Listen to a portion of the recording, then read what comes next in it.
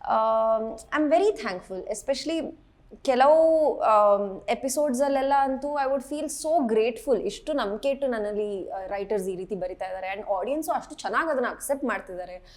Especially I think kidnap scene ಆದಮೇಲೆ ಲಕ್ಷ್ಮಿ ಹಾಸ್ಪಿಟ್ಲಲ್ಲಿ admit ಆಗಿದ್ಲು. ಅವಾಗ ಕೀರ್ತಿ ಒಂದು ಕ್ವೆಸ್ಟಲ್ಲಿ ಹೋಗಿದ್ಲು ಹುಡ್ಕೋದಕ್ಕೆ ಯಾರು ಇದು ಮಾಡಿರೋದು ಅಂತ, ಹೋಗಿ ಫೈಟ್ ಮಾಡಿದ್ಲು, ಟೆಂಪಲ್ಗೆ ಹೋದ್ಲು, ಅಲ್ಲಿ ಲಕ್ಷ್ಮಿ ಹುಷಾರಾಗಲಿ ಅಂತ ಕೇಳ್ಕೊಂಡ್ಲು. ಆಗೆಲ್ಲ ಅಂತೂ ನನಗೆ ಐ ರಿಯಲಿ ವಾಸ್ ಸೋ ಅಂದರೆ ಬ್ಲೆಸ್ಡ್ ಅಂತ ಅನ್ನಿಸ್ತು ನನಗೆ. ಬಿಕಾಸ್ ಅಷ್ಟು ಚೆನ್ನಾಗಿ ಆ ಒಂದು ಪಾತ್ರ ಯಾವ ಥರ ಇತ್ತು, ಅದನ್ನು ಯಾವ ಥರ ತೊಗೊಂಡು ಬಂದರು ಆ್ಯಂಡ್ ಆಡಿಯನ್ಸ್ ಅಷ್ಟು ಚೆನ್ನಾಗಿ ಅದನ್ನು ಅಕ್ಸೆಪ್ಟ್ ಮಾಡಿದ್ರು. ಸೊ ಎಸ್ಪೆಷಲಿ ಆವತ್ತೊಂದು ದಿನ ನನಗೆ ನೆನಪಿದೆ, ಎಲ್ಲರೂ ನಮ್ಮ ಹುಡುಗರು ಎಲ್ಲ ದೇವಿ ಬರ್ತಾ ಇರ್ತಾಳೆ, ಆ ಒಂದು ಸೀನ್ ಇತ್ತು, ದೇವಿ ಬರ್ತಾ ಇರ್ತಾಳೆ, ನಾನು ಯಾರನ್ನ ಕೇಳ್ಕೊಳ್ಳಿ, ವೈಷ್ಣವ್ ನನಗೆ ಬೇಕು ಅಂತ ಕೇಳ್ಕೊಳ್ಳ, ಅಥವಾ ಕಾವೇರಿ ಪಾಠ ಕಲಿಸ್ಬೇಕು ಅಂತ ಕೇಳಲ್ಲ, ಅಥವಾ ಲಕ್ಷ್ಮಿ ಹುಷಾರಾಗಬೇಕು ಅಂತ ಕೇಳಲ್ಲ ಅನ್ನೋ ಡೈಲೆಮಾದಲ್ಲಿರ್ತೀನಿ. ಆಮೇಲೆ ಲಕ್ಷ್ಮಿ ಹುಷಾರಾಗಲಿ ದೇವಿ ಅಂತ ಕೇಳ್ಕೊಳ್ತೀನಿ.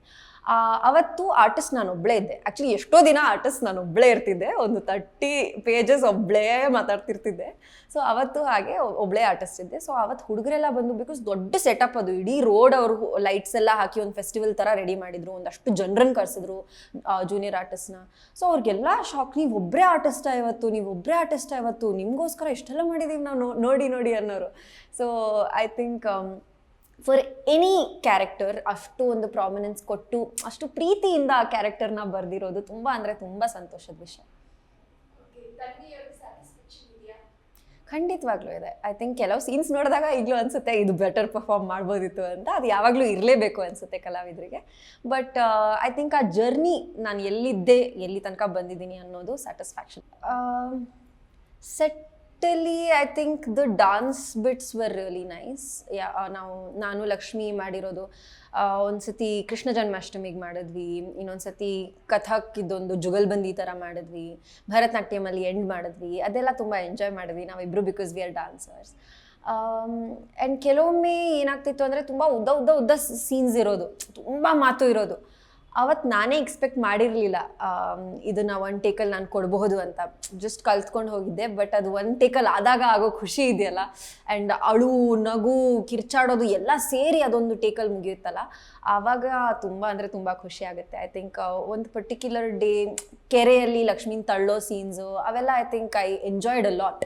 ಸೊ ಆ ರೀತಿ ಎಂಜಾಯ್ ಮಾಡುವಂಥ, ತುಂಬ ಎಕ್ಸ್ಪೆರಿಮೆಂಟ್ ಮಾಡುವಂಥ ತುಂಬ ಸೀನ್ಸ್ ಸೆಟ್ಟಲ್ಲಿತ್ತು. ಸೊ ಅದನ್ನೆಲ್ಲ ತುಂಬ ಎಂಜಾಯ್ ಮಾಡಿದೆ.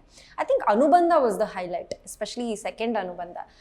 ಯಾಕಂದರೆ ಒಂದು ಸ್ಟೈಲ್ ಐಕಾನಿಗೆ ಅಷ್ಟು ಜನ ಸಪೋರ್ಟ್ ಮಾಡಿ, ಅಷ್ಟು ನನ್ನ ಪರ್ಸ್ನಲಿ ತುಂಬ ಜನ ಮೆಸೇಜ್ ಹಾಕಿರೋದು, ಸ್ಟೋರೀಸ್ ಅಪ್ಲೋಡ್ ಮಾಡಿರೋದು, ನನಗೆ ಸ್ಟೈಲ್ ಐಕಾನ್ ಅವಾರ್ಡ್ ಬಂತು ಅಂತ ಅವ್ರಿಗೇನು ಬಂತು ಅನ್ನೋ ಥರ ಖುಷಿ ಪಟ್ಟಿರೋದು. I think that was the biggest milestone ನನಗನ್ಸಿದ್ದು. ಆ್ಯಂಡ್ ಅಗೇನ್ ಕೀರ್ತಿ ವಾಪಸ್ ಬಂದಾಗ, ಕೀರ್ತಿ ಬಿದ್ದು ಹೋದಾಗ ಅದಕ್ಕೆ ಜನರು ಆಡಿಯನ್ಸಿದ್ದು ರಿಯಾಕ್ಷನ್ ಯಾವ ಥರ ಇತ್ತು, ಅದೆಲ್ಲ ಐ ಥಿಂಕ್ ಯಾವಾಗಲೂ ನನ್ನ ನೆನಪಲ್ಲಿರುತ್ತೆ.